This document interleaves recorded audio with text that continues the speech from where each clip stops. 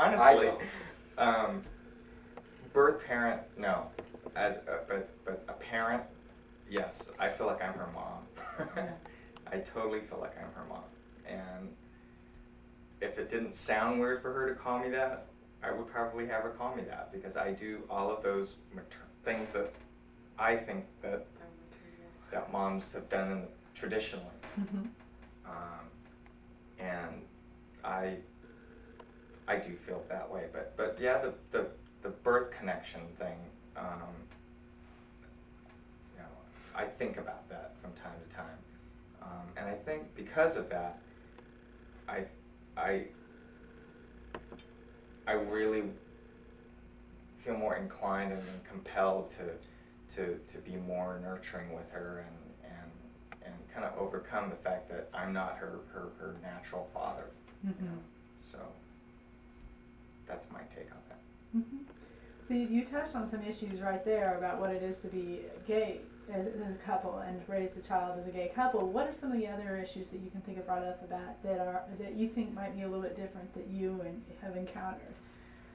Do you get questions from people in your stores? Absolutely. For one thing, it's if we're alone, if one of us is just with her, when I'm just with Alex, the most strangers are just amazed, you know, that, oh, look at her, she's with Daddy, how sweet, you know, and like they're flabbergasted that I'd be with her, you know, in the middle of a weekday shopping or going to the bank.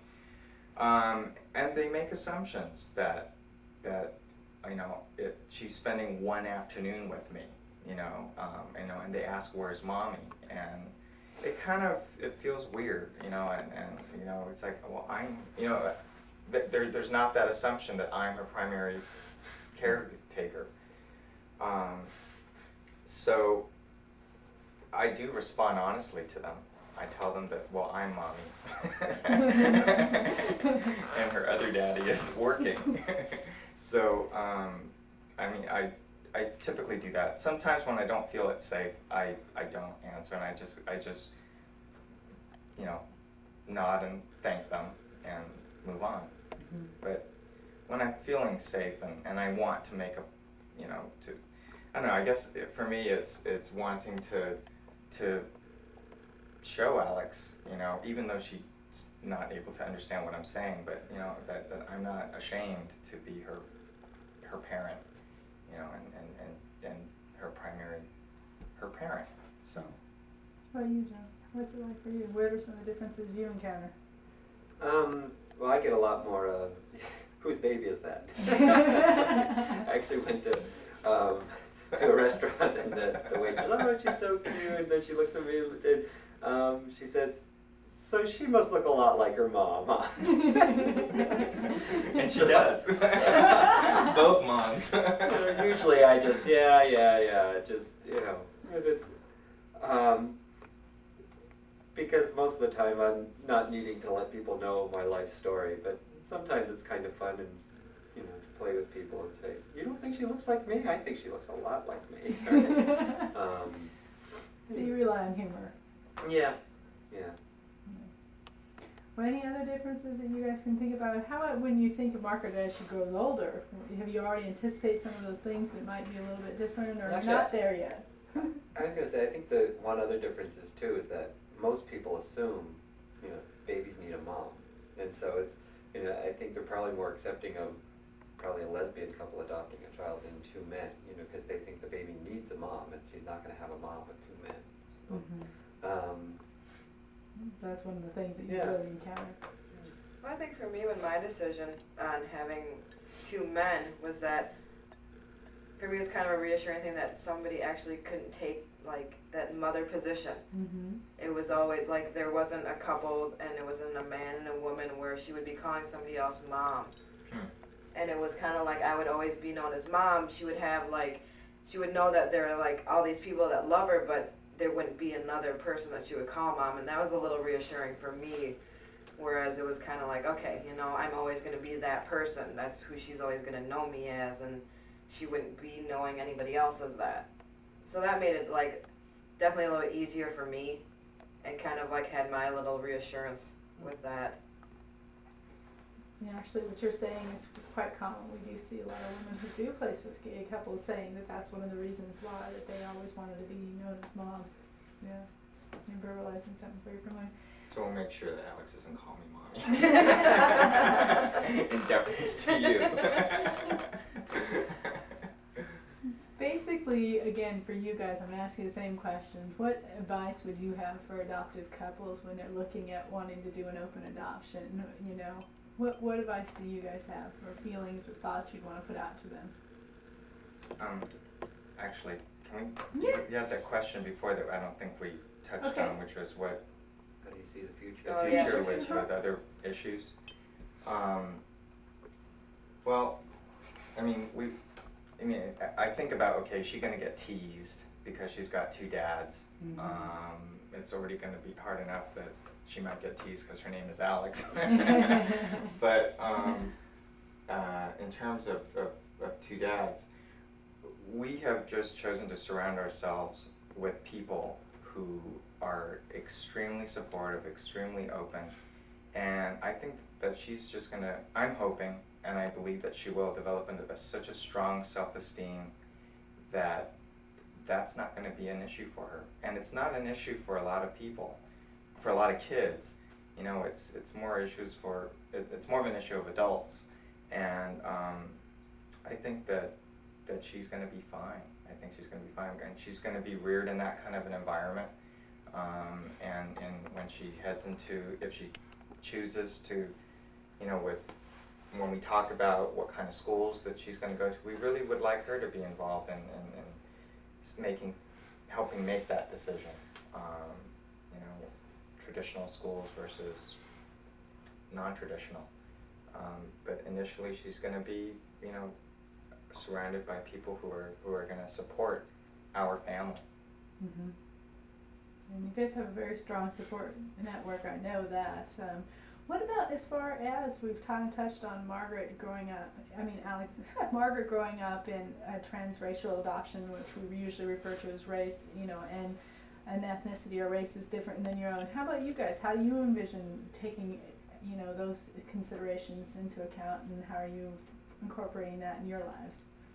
And I know she's young, so I know you guys probably haven't gotten quite there yet, but what are some of the things that you think about when you think about doing that?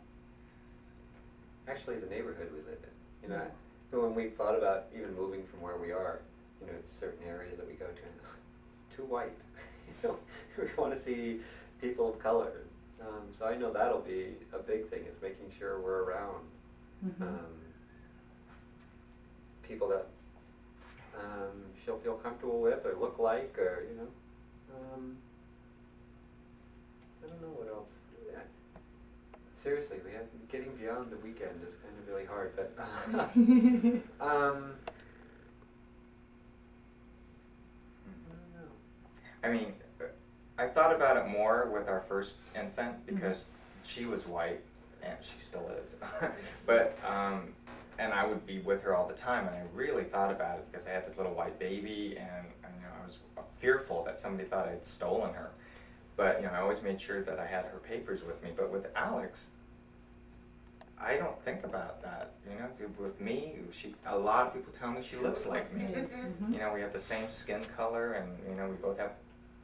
Well, I used to have all black hair, but we just look alike. So that's not an issue. But probably later on, when we do identify that, you know, she's, you know, half Korean and half African American, that you know, I don't know a lot about Korean culture. I don't know a lot about African American culture, you know, or at least as much as I would like to know to be able to impart to her that kind of sense of self. But I want to know, and I want her to be able to be in touch with her roots and her ethnicity, you know. But she's also going to get some of mine, and she's going to get some of Joe's and other people who really spend a lot of time with her. So she's going to be extremely multiracial. Or, Sure. you know. Exactly, yeah. Okay, so I'm gonna go to the last question and let you guys off the hook. My last question is to you again. What advice would you give to adoptive parents as they consider the openness and what it means and considering this? What would you say to them? I think, personally, I believe in the long run, it's gonna be better for Alex, you know, to be able to know her mom. And I think even as much as knowing her mom is knowing that we're comfortable with her wanting to know her mom, that it's not something that she has to be scared to tell us, hey, you know, to ask us who's my mom and, you know, how come I'm living with you guys and not with my mom, that she'll be able to ask us and she'll be able to ask Margaret, and yeah. I think in the long run that kind of helps, that kind of openness allows your relationship with your child to be healthier, and which makes your bond with your adoptive child, I think, that much stronger. Mm-hmm. Margaret, you have any thoughts on that? Because you kind of touched on that for yourself. Yeah, I mean, and I totally agree with that, because I know, like, my adoptive parents really didn't tell me, like, there wasn't that, like, openness with them as far as me wanting to find my, like, roots and find my birth parents. It was a big threat to them.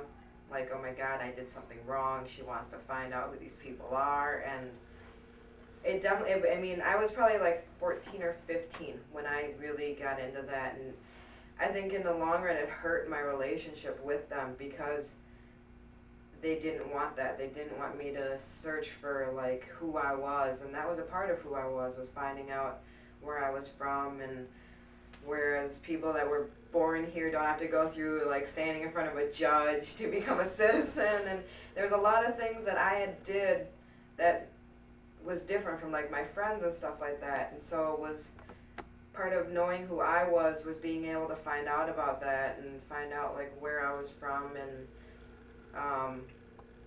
and just maybe how different the culture was, because the way the Korean culture was part of the reason why I was given up for adoption and things like that. And it was a threat to my adoptive parents.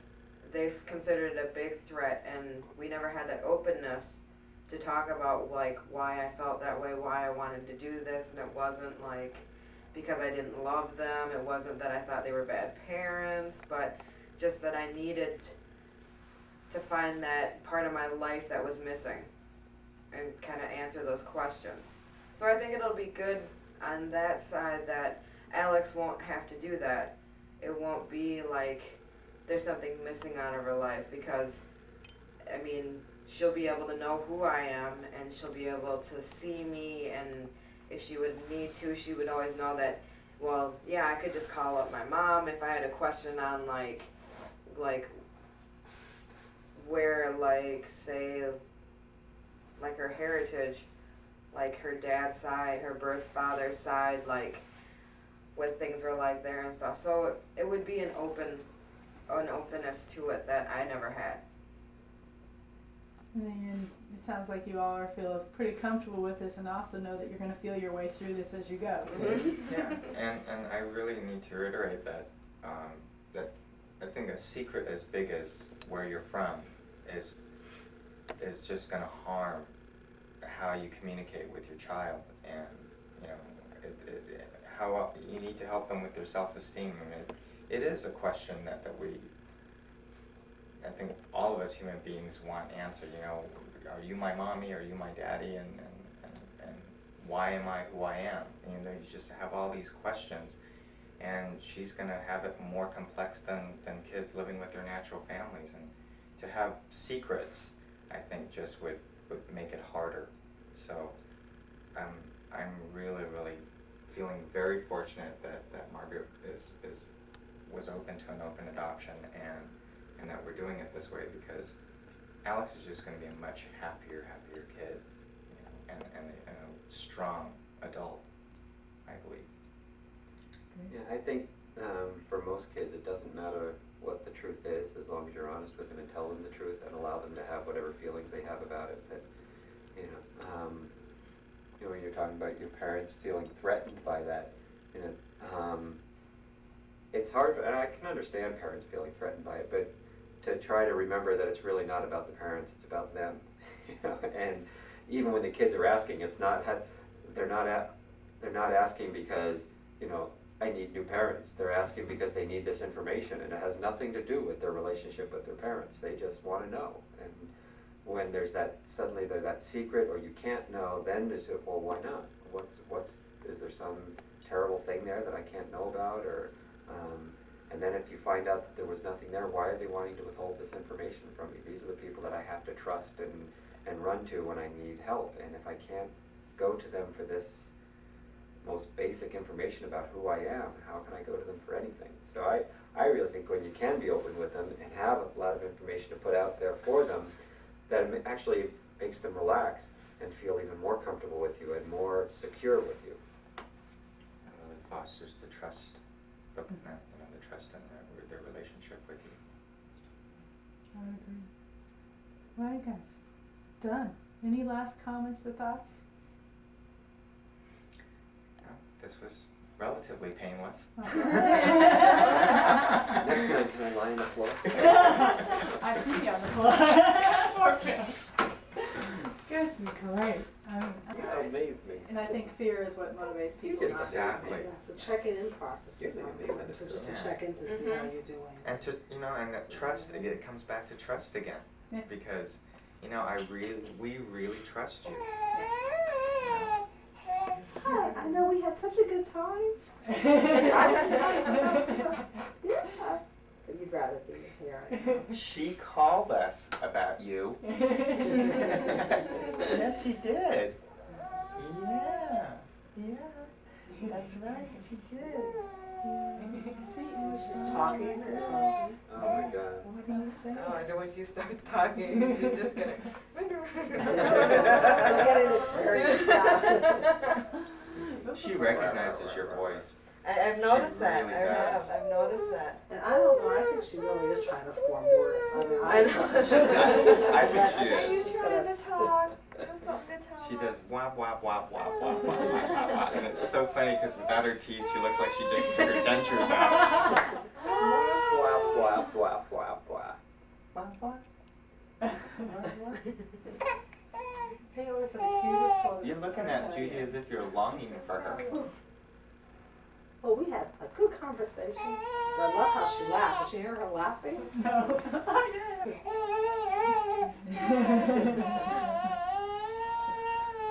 Now I'm not sure if I'm Yeah. Look at these thighs. Sure. Oh, I man. was. The rolls. Of course, we found out that Margaret was a swimmer. Oh. That's right. Is that what you're gonna be? Or a soccer player? What do you think?